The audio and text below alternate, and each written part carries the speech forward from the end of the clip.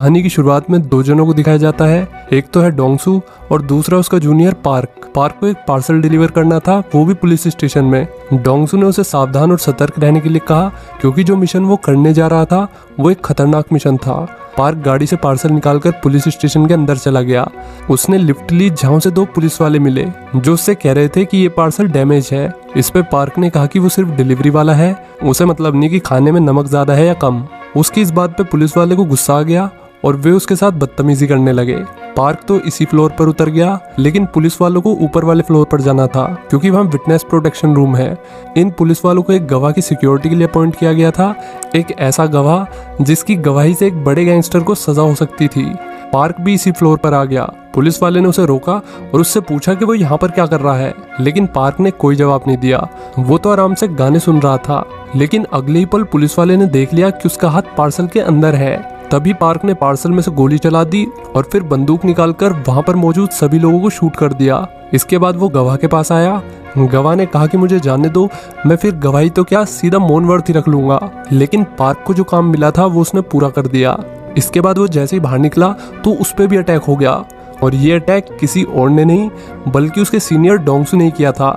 Dongsu को orders मिले थे कि काम पूरा होते ही पार्क को निपटा देना, क्योंकि पार्क इनके बारे में काफी कम समय में काफी ज्यादा जान गया था और इतनी जानकारी के साथ उसे जिंदा नहीं छोड़ा जा सकता। पार्क ने मरने से पहले डोंगसू से एक फेवर मांगा और फिर पता नहीं डोंगसू ने उसके साथ क्या किया। इसके बाद डोंगसू यहाँ से निकल गया और फिर एक जगह रुक गया जहाँ कुछ बंदों ने उसकी वैन पे स्टिकर्स लगा के वैन को पूरी तरीके से बदल दिया। डोंगसू को देखकर कोई ये नहीं कह सकता कि ये बेरहम कातिल है, बल्कि वो तो सूट बूट पहन के आम लोगों की तरह ऑफिस जाता था। उसके ऑफिस का नाम है NCM कंपनी। यहाँ सभी लोग आम लोगों की तरह काम करते थे। कोई सोच भी नहीं सकता कि ये आम सी दिखने वाली कंपनी असल में क्राइम का अड्डा है।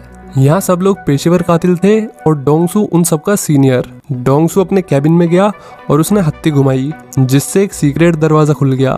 वहाँ उसे मिसेस वोंग मिली जो पार्क की गन पर से फिंगरप्रिंट हटा रही थी। फिर यहाँ जोंटे भी आ गया जो कि इस कंपनी के चेयरमैन का लड़का है और डोंगसू का सीनियर भी। उसने डोंगसू से तहकीकात करनी शुरू कर दी कि उसे इतनी देर कैसे लग गई।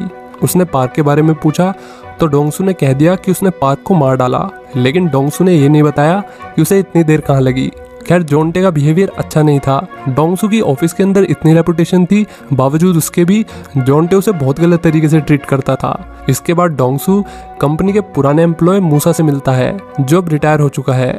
डोंगसू ने जो कुछ भी सीखा था वो मूसा से ही सीखा था। मूसा उसके लिए बाप समान था। मूसा ने ये भी कहा कि मेरे मरने के बाद मेरी एक आड़ तुम रख लेना। ये सुनकर डोंगसू के मन में सबसे पहला ख्याल यही आया कि ये बुढ़ा कब मरेगा। दूसरी तरफ डिटेक्टिव मैट को दिखाते हैं जो पार्क वाले इंसिडेंट की फुटेज बड़े ध्यान से देख रहा था। मैट एक होनहार पुलिस वाला है जो किसी भी हाल में पार्क को पकड़ना चाहता है। इधर डोंगसू पार्क का घर ढूंढ रहा था क्योंकि पार्क ने आखिर में उससे एक फेवर मांगा था जिसे पूरा करने के लिए वो यहाँ पर आया है। पार्क के घर में से उसकी बहन और उसके कुछ छपरी दोस्त निकले। डोंगसू ने पार्क की मॉम के बारे में पूछा तो लड़की ने मना कर दिया कि वो यहाँ नहीं रहती। दोबारा पूछने पर लड़की के छपरी दोस्त उस पर चढ़ने लगे। डोंगसू ने एक ही हाथ से सबकी सल बैठा दी। वे लोग डोंगसू की शक्ल पे जा रहे थे, लेकिन उन्हें नहीं पता कि डोंगसू जैसा दिखता है उससे बिल्कुल अलग है। इसके बाद डोंगसू पार्क की मां मीचैन से मिला। उसने मीचैन को बताया कि पार्क काम के सिलसिले में विदेश गया है और उसने आपके लिए अपनी सेविंग्स में से ये देने के लिए कहा है। डोंगसू ने ये कहते हुए मीचैन को पैसों से भरा हुआ बैग पकड़ा दिया। मीचैन ने फिर उसे डिनर के लिए इनवाइट किया। यहाँ डोंगसू ने नोटिस किया कि मीचैन और उसकी बेटी का रिश्ता बिल्कुल भी अच्छा नहीं है। बेटी ने तो ये तक कह दिया कि मेरी माँ कुछ नहीं है, वो तो बस एक पिटी हुई सिंगर है जिन्होंने बेकार बेकार गाने गाए हैं। ये कहते हुए लड़की ने उसकी मॉम के गाए हुए गाने चला दिए, जिन्हें सुनकर डोंगसू को अपना बचपन याद आ गया जब वो घर घर जाके काम किया करता था। उस वक्त मीचैन के गाने ही थे जो उसे सुकून देते थे। मीचैन भी उस वक्त 16-17 साल की थी। इसके बाद चेयरमैन ने डोंगसू को बुलाया और उसे एक काम दिया। काम ये था कि यांग जो कि इनकी कंपनी का एक एम्प्लॉय है उसे वापस ड्यूटी पर लेकर आना है। एक एक्सीडेंट के दौरान यांग के बेटे की मौत हो गई। जब से ही उसने कंपनी भी छोड़ दी और जीना भी। हालांकि उसके अंदर का कातिल अभी भी सतर्क था। वो समझ गया कि कोई इसका पीछा कर रहा है, इसलिए उसने छुपकर डोंगसू को ही अपने जाल में फंसा लिया। डोंगसू ने उसे समझाया कि डरने की जरूरत नहीं है दोस्त, ये मैं हूँ, तुम्हारा दोस्त डोंगसू। मैं बस ये चाहता हूँ कि तुम नहा धोकर वापस काम पर आ जाओ ताकि तुम अपने बुरे वक्त को पीछे छोड़ सको। इतनी मीठी मीठी बातों का भी यांग पर कोई असर नहीं हुआ और वो डोंगसू की गुद्दी सुझाकर वहां से चला गया। इसके बाद हमें पता चलता है कि पार्क अभी तक जिंदा है। उस दिन डोंगसू ने पार्क को छोड़ दिया क्योंकि वो एक 18 साल का बच्चा है और डोंगसू किसी बच्चे को मारना नहीं चाहता था जिसकी कोई गलती भी ना हो। ये कंपनी पेशेवर हत्यारों को ट्रेन करती थी ऐसे लोगों को मारने के लिए जिन्हें मारने के इन्हें पैसे मिलते थे। चोई इनमें ही एक गद्दार था जिसे मारने की जिम्मेदारी डोंगसू और उसकी टीम को दी गई। डोंगसू टीम को लीड कर रहा था। चोई समझ गया कि कुछ तो गड़बड़ है, इसलिए वो भागते हुए लिफ्ट की तरफ गया और लिफ्ट के नीचे आने का इंतजार करने लगा। उस लिफ्ट में एक खूबसूरत हसीना थी जो चोई को देखकर बेमतलब में मुस्कुरा रही थी। बहुत जल्द पता चल गया कि वो लड़की बेमतलब में नहीं मुस्कुरा रही थी। कंपनी के एम्प्लॉयज मिशंस को बड़ी सफाई से पूरा करते थे बिना कोई सबूत छोड़े। इसके बाद डोंगसू पार्क की फैमिली के साथ डिनर करता है। उसने पार्क की चोट के बारे में कहा कि उसका छोटा सा एक्सीडेंट हुआ है। पार्क और उसकी बहन वैसे तो हमेशा लड़ते रहते थे, लेकिन बहुत टाइम बाद वे दोनों एक दूसरे से अच्छे से बात कर रहे थे, जिस वजह से मीचैन काफी खुश थी। इसी बीच डोंगसू के पास जोंटे का फोन आता है जिसने उसे बताया कि अब यांग का रेजिग्नेशन मंजूर कर लिया गया है।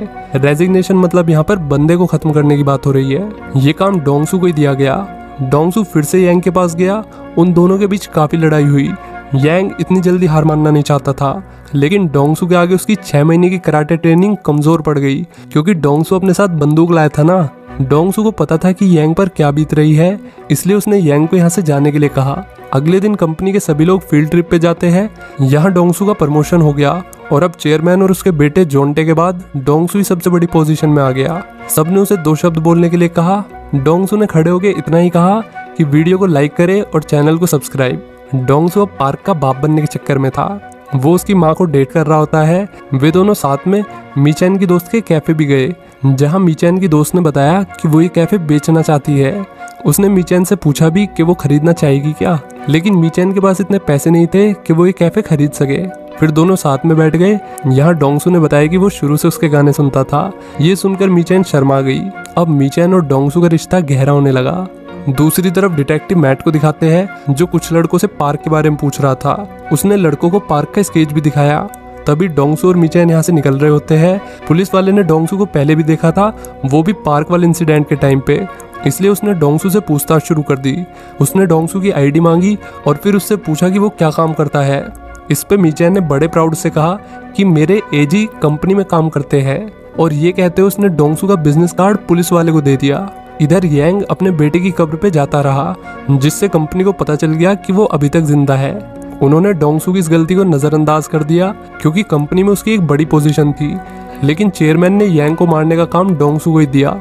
यांग ने मरने से पहले सबको आईना दिखाया। उसने कहा कि ये क्या जिंदगी है, लप्पू सी तो जिंदगी है। सुबह उठो, तैयार होकर आओ, फिर मर्डर करो, फिर अगले दिन यही करो। क्या बकवास जिंदगी है ये। यांग की बात डोंगसू के दिल पे लगी, लेकिन फिर भी उसे यांग को मारना पड़ा क्योंकि उसके पास और कोई चारा ही नहीं था। अगले दिन डिटेक्टिव्स एनसीएम के ऑफिस में पहुंच गए। वहां सब कुछ नॉर्मल लग रहा था। इधर जोंटे और चेयरमैन डोंगसू के बारे में बात कर रहे होते हैं। उन्हें ये बात परेशान कर रही थी कि डोंगसू ने यांग के बारे में उनसे झूठ बोला, और फिर उन्होंने देखा कि डोंगसू की वजह से पुलिस भी यहाँ पर आ गई। जोंटे ने डोंगसू को खूब खरी खोटी सुनाई और डोंगसू उसकी बात सिर्फ इसलिए सुन रहा था क्योंकि वो चेयरमैन का बेटा है, नहीं तो भाई साहब इतनी बेइज्जती पे तो वो रो देता अब तक। डिनर पर डोंगसू ने मीचैन से अपने दिल की बात कही कि बिल तुम ही भरोगी, और उसने ये भी कहा कि वो उस कैफे को खरीदना चाहता है, वो भी मीचैन के लिए। यहाँ कंपनी के एक वर्कर ने बता दिया कि पार्क अभी तक जिंदा है। दूसरी तरफ डोंगसू ने कैफे खरीद लिया और फिर मीचैन ने उसका फेवरेट गाना गाया, जिसे सुनकर डोंगसू का दिल गार्डन गार्डन हो गया। उसने फैसला कर लिया कि वो जॉब छोड़ देगा, पर उसने रेजिग्नेशन लेटर कुछ टाइम बाद के लिए संभाल के रख लिया। इसके बाद उसे 2 एम्प्लॉइज के साथ एक मिशन पर भेजा गया। डोंगसू बहुत चालाक था। उसने नोटिस कर लिया कि ये लोग गलत रूट पर जा रहे हैं। वो समझ गया कि इस मिशन का असली टारगेट वो खुद ही है। उसने कार में ही फाइट शुरू कर दी। एक को तो मार दिया, अब सिर्फ लड़की बची। डोंगसू ने फटाफट पार्क को फोन किया और उसे घर से निकलने के लिए कहा। वो पार्क के परिवार को लेकर मूसा के घर आ गया क्योंकि मूसा ही था जिस पर डोंगसू सबसे ज्यादा भरोसा करता था। अब डोंगसू को पैसे चाहिए थे। उसने अपने अपार्टमेंट के नीचे ढेर सारे पैसे रखे हुए थे। उन्हें ही लेने वो अपार्टमेंट पहुंच गया, लेकिन वो दूर ही रुक गया क्योंकि वहां पहले से ही हत्यारे उसका इंतजार कर रहे थे। वो बड़ी चालाकी से सबको चकमा देकर अपार्टमेंट में घुस गया और पैसे लेके वापस मूसा के यहाँ आ गया। लेकिन मूसा ने तो उसे धोखा दे दिया। वो रिटायर हो चुका था और उसके पास अब पैसे भी नहीं बचे थे। पैसों के लालच में उसने अपने मुंह बोले बेटे को धोखा दे दिया। जब डोंगसू को लगा कि अब बिना लड़े कॉम न चले तो उसने अकेले ही सबको पेल दिया। इस शूटआउट में डोंगसू की गर्लफ्रेंड मीचैन को भी गोली लग गई और उसने डोंगसू की बाहों में दम तोड़ दिया। अब डोंगसू ने कसम खा ली कि वो कंपनी और उसके एम्प्लॉयज सबको मिटा देगा। कंपनी में भी सब पूरी तैयारी के साथ बैठे हुए थे। डोंगसू कंपनी ऑफिस पहुंच गया। रिसेप्शन वाली ने पहले तो कोई हरकतबाजी नहीं की, लेकिन जैसे ही उसने हमला करने की कोशिश की वैसे ही डोंगसू ने उसे शूट कर दिया। यहाँ सब लोगों के पास हथियार थे, लेकिन डोंगसू पे गोली चलाने की किसी की हिम्मत नहीं हो रही थी। वो जॉन्टे के ऑफिस में गया, लेकिन ऑफिस तो खाली था। जॉन्टे तो पहले यहाँ से निकल गया क्योंकि वो जानता था कि डोंगसू सबसे पहले उसी का गेम बजाएगा। अब ऑफिस स्टाफ और डोंगसू के बीच गोलियों की रासलीला शुरू हो गई। उसने अकेले ही सबको मार डाला सिवाय एक को छोड़ के, जो कि वहाँ नया था। उसने नए लड़के से कहा कि अपनी जॉब बदल लो। पुलिस वाले को भी शूट आउट के बारे में पता चल गया। फिर डोंगसू बेसमेंट में जाता है जहाँ मिसिस वोंग बैठी हुई थी। उसने अचानक से गोली चला दी। वो तो डोंगसू के रिफ्लेक्सेस अच्छे हैं। फिर उसने आंटी को भी मार डाला। तभी अचानक एक बंदा आ गया और उससे लड़ने लगा। ये चेयरमैन का पर्सनल बॉडीगार्ड था। इसके साथ डोंगसू की बढ़िया फाइट हुई, लेकिन ये भी डोंगसू के सामने टिक नहीं पाया। फिर चेयरमैन सामने आया और अपना दुख प्रकट करते हुए कहा कि उसने कभी सोचा नहीं था कि उसका सबसे वफादार कुत्ता एक दिन उसे ही काट लेगा। डोंगसू ने उसके दूसरे बॉडीगार्ड की भी सल बैठा दी, लेकिन अब के चेयरमैन ने उसे निशाने पे ले लिया।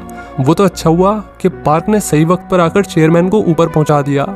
अब डोंगसू चाहता था कि पार्क उसके दिए हुए पैसों से अपनी बहन के साथ एक नई शुरुआत करे। तभी जॉन्टे वहां पर आ गया। जॉन्टे ने पार्क को जख्मी कर दिया और वो डोंगसू को मारने वाला था, लेकिन डोंगसू ने उसे भी चेयरमैन के पास भेज दिया। फिर उसने पार्क को यहाँ से जाने के लिए कहा और वो खुद सारा इल्जाम अपने सर पर लेकर पुलिस के पास जाने लगा। इसी बीच पार्क भी यहाँ से निकल गया। डोंगसू को आज पहली बार लगा कि उसके दिल पर अब कोई बोझ नहीं है। यहीं पे मूवी खत्म हो जाती है।